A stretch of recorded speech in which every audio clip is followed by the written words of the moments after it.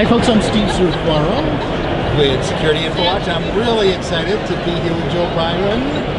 God, long time, Joe. I know, Steve. You know, from the Panasonic days. Yes, right? absolutely. Yeah, it was a long time ago. It's wonderful to see you here with shooter detection systems, and you guys are based in the Northeast, right? Yes, based in Raleigh, Massachusetts, just north of Boston. That's wonderful. And you have been, I'm sorry I didn't make the tours, but you've been doing tours here at GSX for the last 2 days. Yes. Where you take people around to the SOC here, for the Georgia World Congress Center, and people get to see them monitoring, right, your solution here? Yes, so...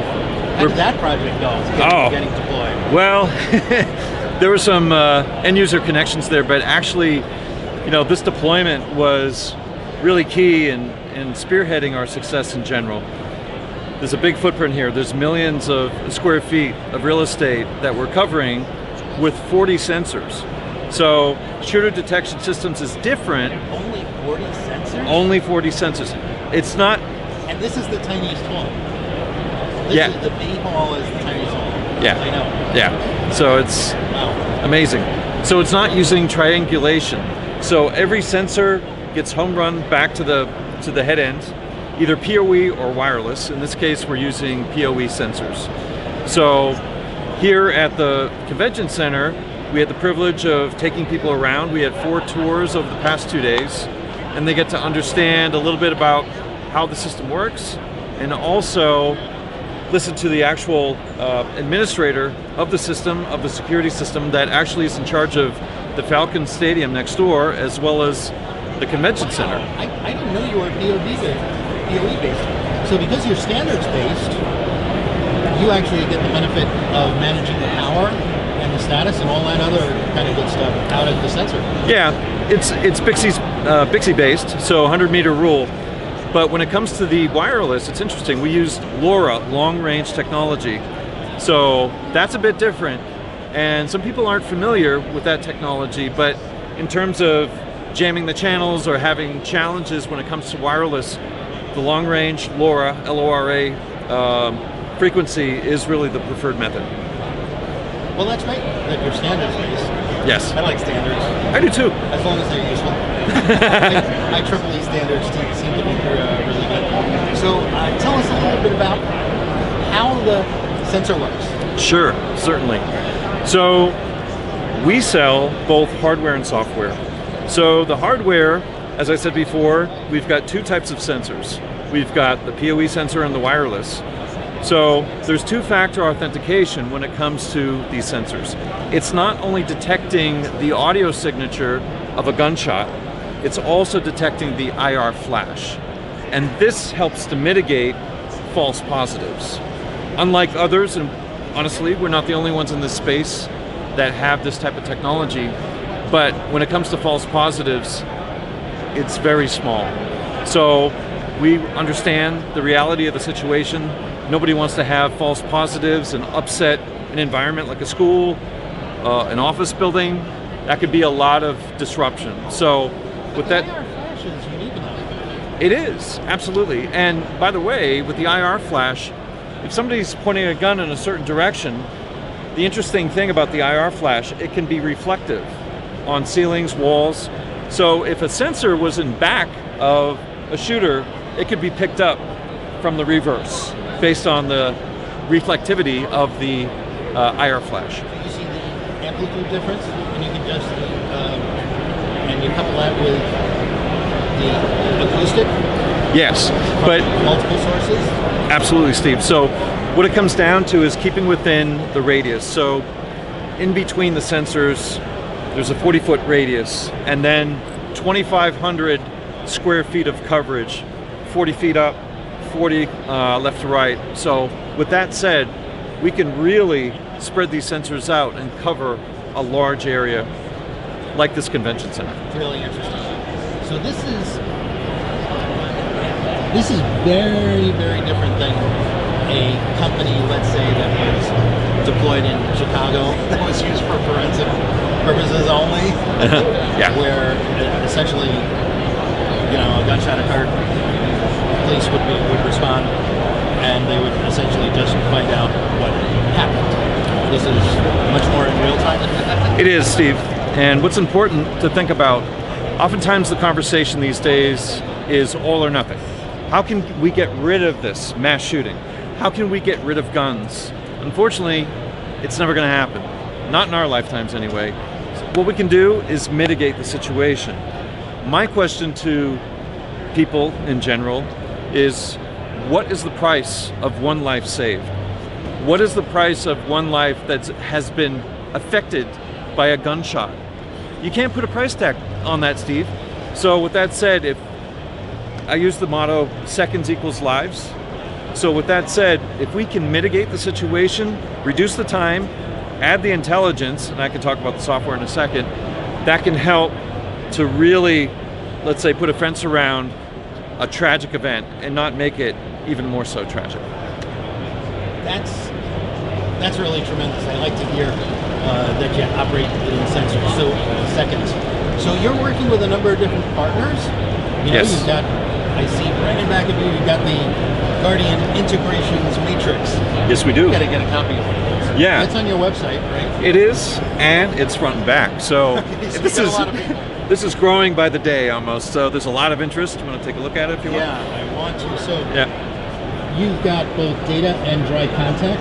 Yes. So this is, you've got things like alarm panel, zone reporting, interfacing, Yes. and you've got your own connector software for that. So that's good. So you can achieve lockdowns. Yes. Informicast. Talk to me about video and data feeds for law enforcement. I see this. Wow. Use this one, which is real-time crime center. So that allows you to send geolocation information Yes. and LPR information directly to law enforcement. Wow. Yeah. I guess they continue to be a trusted source Yes. and send that in. Great. I see Avigilon, Milestone, Exact, Tyco, Siemens, Everbridge. I see Everbridge, which is extremely popular. Mm-hmm. So you're working with them direct data. Absolutely. Full feature set. And mobile app, and it can actually impact their workflow times. Mm-hmm. Stop me if I'm saying anything wrong. No, we're not making anything up on our data sheet. So No, this is, I like a data sheet like this. So one thing I wanted to ask you Sure. is quite often, you know, people at sites, I mean, we saw the 911 generated calls. yeah. Are you doing anything to locate those 911 calls in proximity to your sensors? Not that you're at Uvalde, but if we were.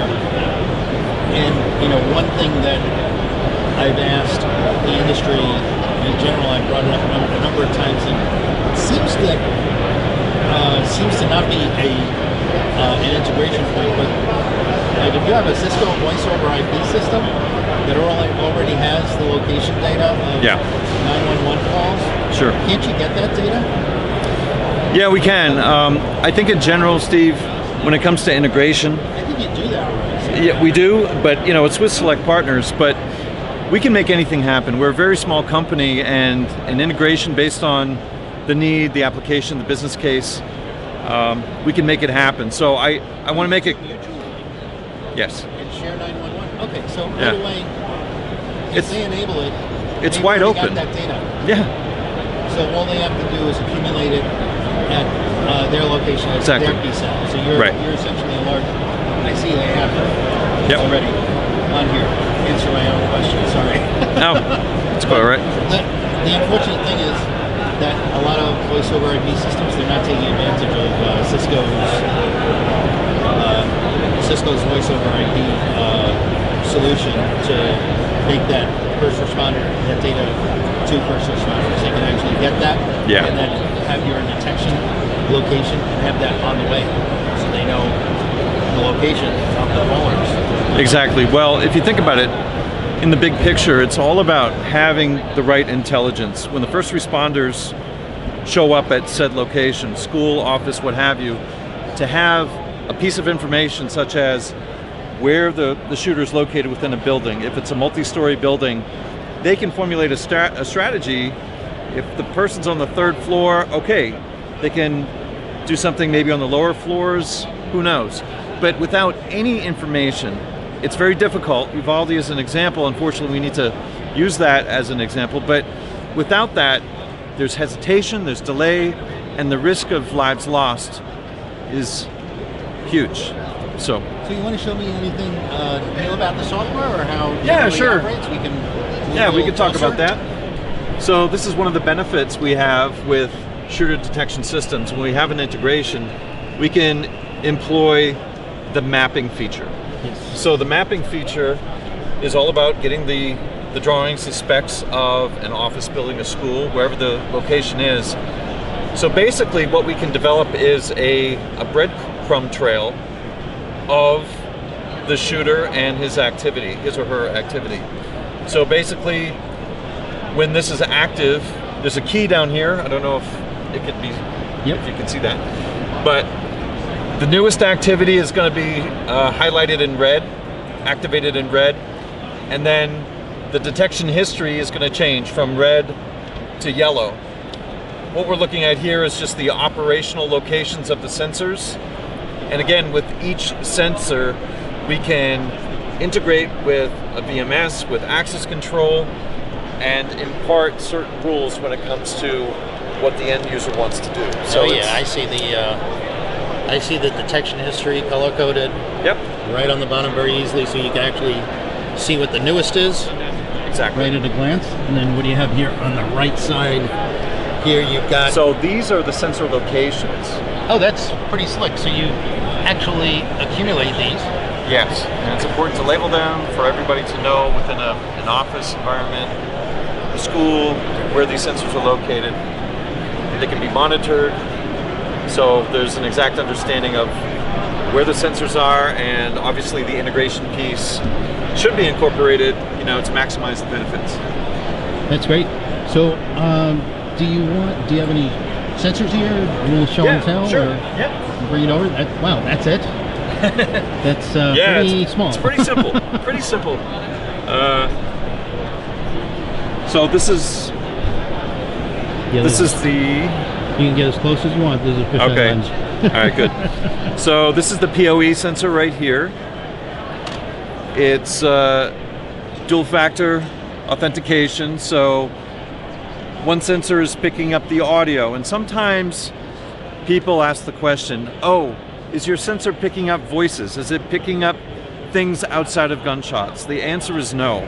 There's a unique frequency when it comes to gunshots, and that frequency is built into this sensor. So it's not going to be picking up anything more than what it's looking for when it comes to the frequency and the signature of that audio when it comes to a gunshot.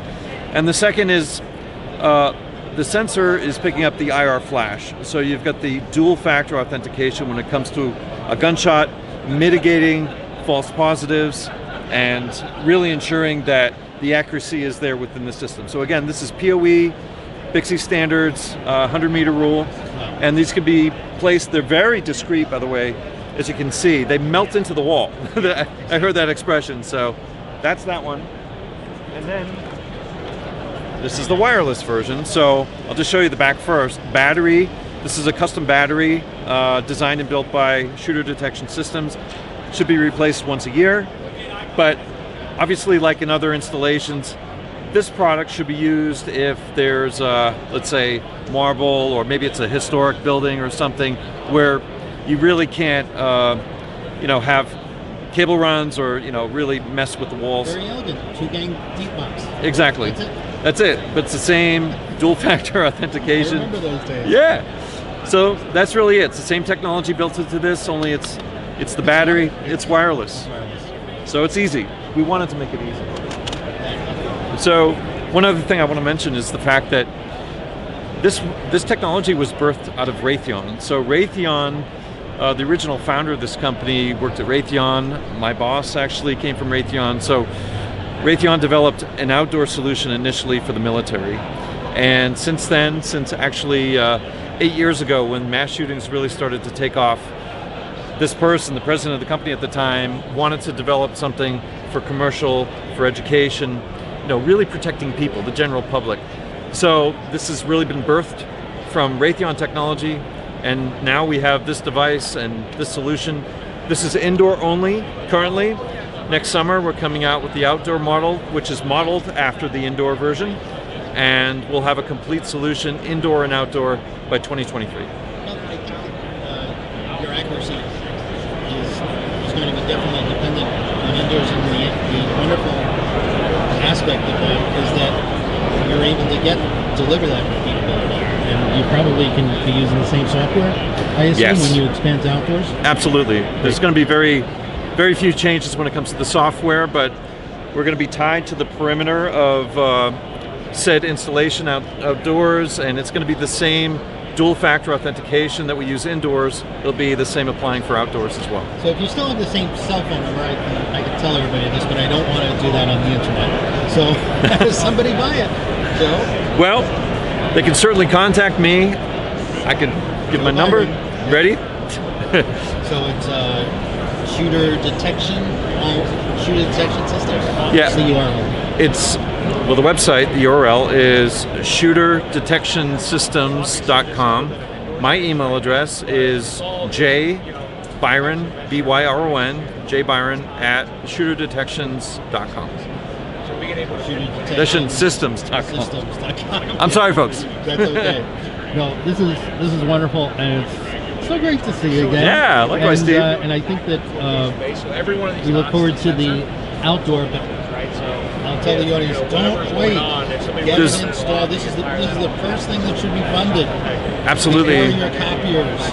Yes. Please contact Joe. Yes. Thank you, Steve, for the time. Thank you.